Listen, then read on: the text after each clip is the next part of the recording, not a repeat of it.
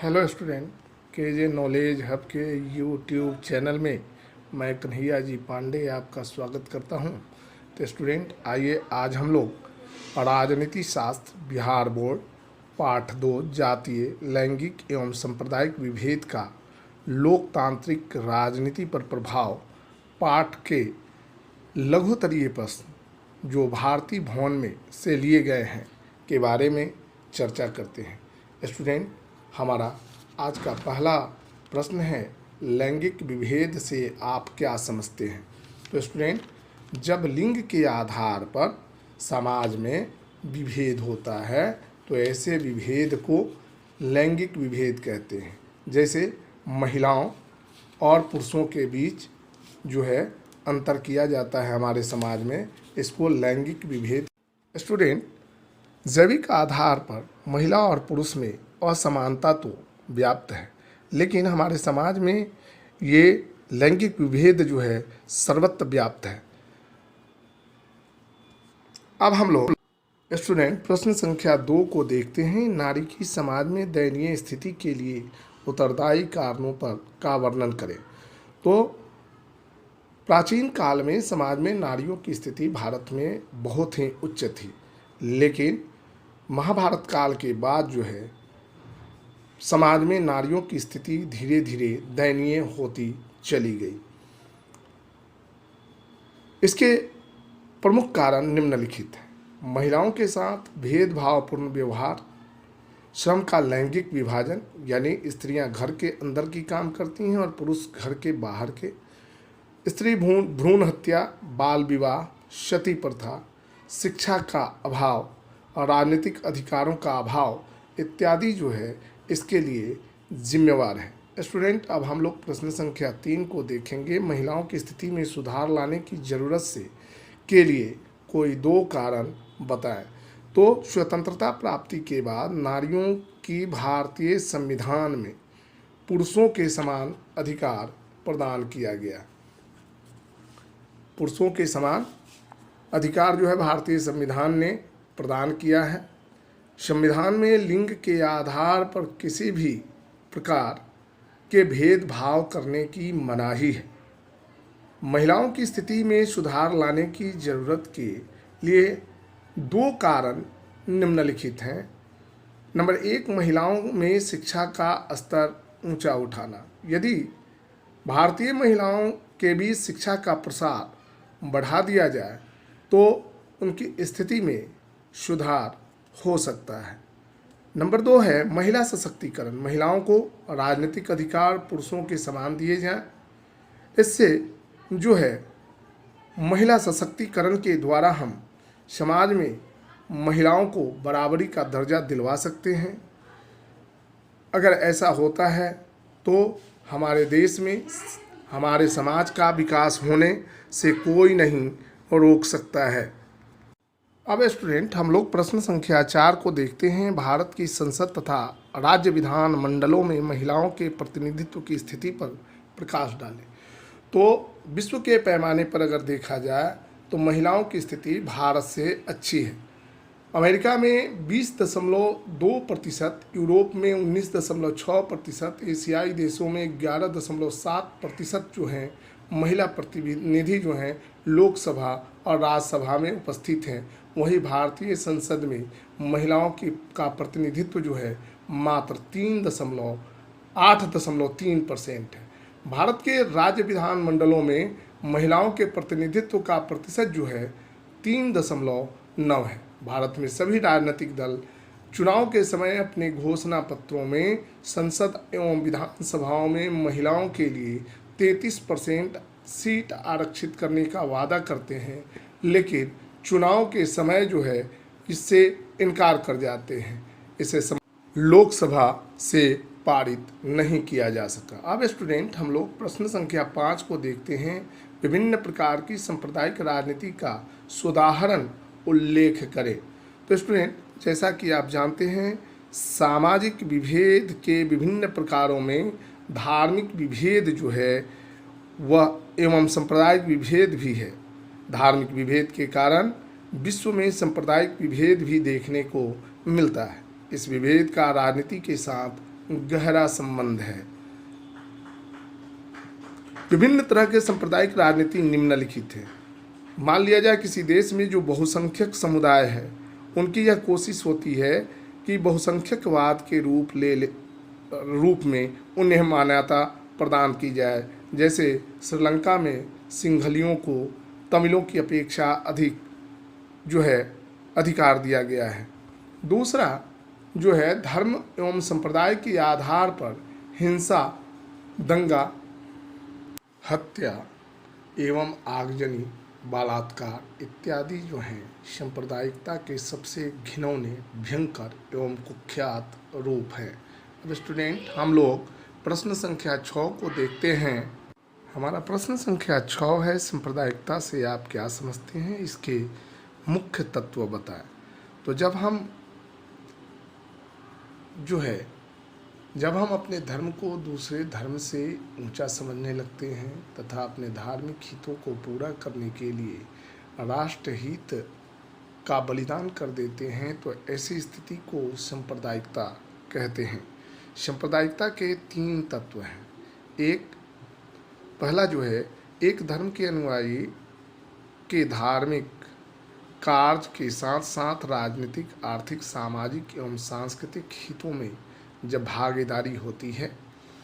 दूसरा, एक धर्म के अनुयायियों के लौकिक हित दूसरे धर्म के अनुयायियों के लौकिक हित से भिन्न होते हैं और इनके हित जो हैं एक दूसरे से भिन्न ही नहीं बल्कि परस्पर विरोधी भी होते हैं।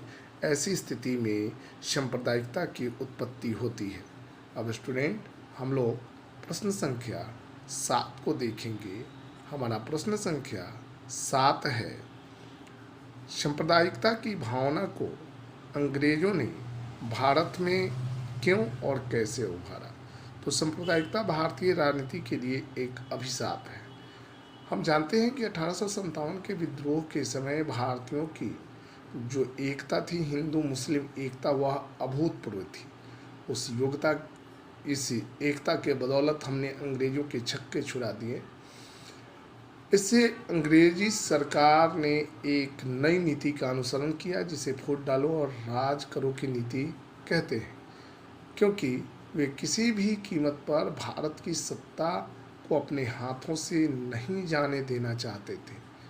इसलिए अंग्रेजों ने मुसलमानों का समर्थन प्राप्त करने के लिए जो है तथा राष्ट्रीय स्वाधीनता आंदोलन में कांग्रेस की स्थिति को कमज़ोर करने के लिए 1906 में मुस्लिम लीग की स्थापना कराई। इसके साथ साथ 1909 के पार्लियामेंट सुधार अधिनियम के द्वारा मुसलमानों के लिए विधायिका में स्थान सुरक्षित करने की बात की। इससे जो है भारत में सांप्रदायिकता के भी बढ़ावा को विकसित होने में अंग्रेजों ने महत्वपूर्ण भूमिका निभाई। अब स्टूडेंट, हम लोग प्रश्न संख्या 8, धार्मिक संप्रदायवाद भारतीय लोकतंत्र के लिए किस प्रकार खतरनाक है। हम जानते हैं कि भारत एक धर्मनिरपेक्ष देश है, यानी भारत ने किसी भी धर्म को अपना राज धर्म नहीं बनाया है। इस बात में तनिक भी संदेह नहीं है कि संप्रदायवाद की भावना जो है धर्मनिरपेक्षता के मार्ग की सबसे बड़ी बाधा है और भारतीय लोकतंत्र के लिए काफ़ी खतरनाक है। भारत जैसे लोकतांत्रिक देशों में सभी लोगों को अपना अपना धर्म मानने की स्वतंत्रता दी गई है, लेकिन यहाँ कभी कभी हिंदुओं तथा कभी मुसलमानों की धार्मिक भावनाओं को कुछ लोग भड़काते हैं और भड़का करके भारत में सांप्रदायिक दंगे कराए जाने की कोशिश करते हैं। ऐसी स्थिति में हमारे देश का लोकतंत्र का अस्तित्व जो है खतरे में पड़ जाता है और इस स्थिति से निपटने में हम उस समय अक्षम हो जाते हैं। स्टूडेंट, अब हम लोग प्रश्न संख्या 9 को देखते हैं। भारत में धार्मिक सांप्रदायिकता के कोई 3 प्रभावों का उल्लेख करें। तो भारत में धार्मिक सांप्रदायिकता के 3 प्रभाव निम्नलिखित हैं। देश में दंगा फसाद धार्मिक सांप्रदायिकता के कारण होते हैं। इसके अलावा 2 वर्णों के लोग धार्मिकता के चलते एक दूसरे के जो हैं विरोधी हो जाते हैं। चुनाव के समय जो है खास धर्म के लोगों को अपना धर्म से संबंध व्यक्तियों को जिताने का प्रयास किया जाता है। इससे भी सांप्रदायिकता को विकसित होने में सहायता मिलती है। अब हम लोग स्टूडेंट प्रश्न संख्या 10 को देखते हैं। हमारा प्रश्न संख्या 10 है, सांप्रदायिकता से क्या तात्पर्य है, इसे लोकतंत्र के लिए खतरा क्यों माना जाता है। तो सांप्रदायिकता का सही अर्थ है जब हम अपने धर्म को दूसरे धर्म से ऊपर मानने लगते हैं और ऐसी स्थिति में देश हित को बलिदान कर देते हैं। ऐसी स्थिति में जो है सांप्रदायिकता की उत्पत्ति होती है और यह जो है सांप्रदायिकता है। सांप्रदायिकता लोकतंत्र के लिए काफ़ी खतरनाक है क्योंकि इसके कारण एक धार्मिक समूह के मानने वाले लोग जो हैं दूसरे धार्मिक समूह के लोगों के खिलाफ दंगे, आगजनी, लूटपाट, बलात्कार जैसी जघन्य अपराधों को अंजाम देते हैं, जिसके कारण देश का राष्ट्रीय एकता खतरा में पड़ जाता है।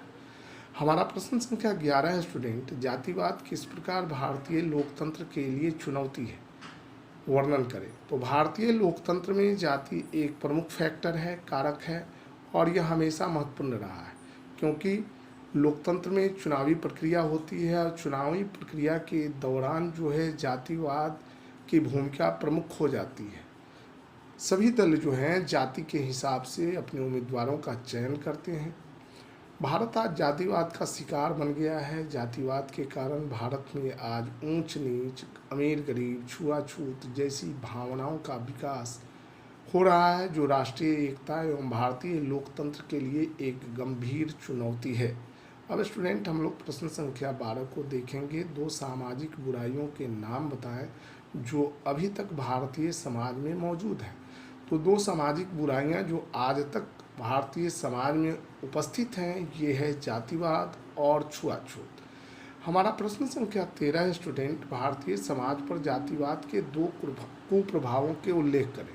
तो भारतीय समाज पर जातिवाद के 2 कुप्रभाव निम्नलिखित हैं।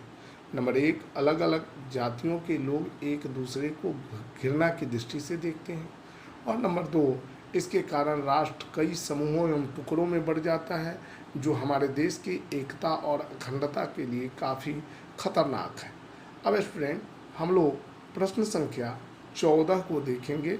हमारा प्रश्न संख्या 14 है,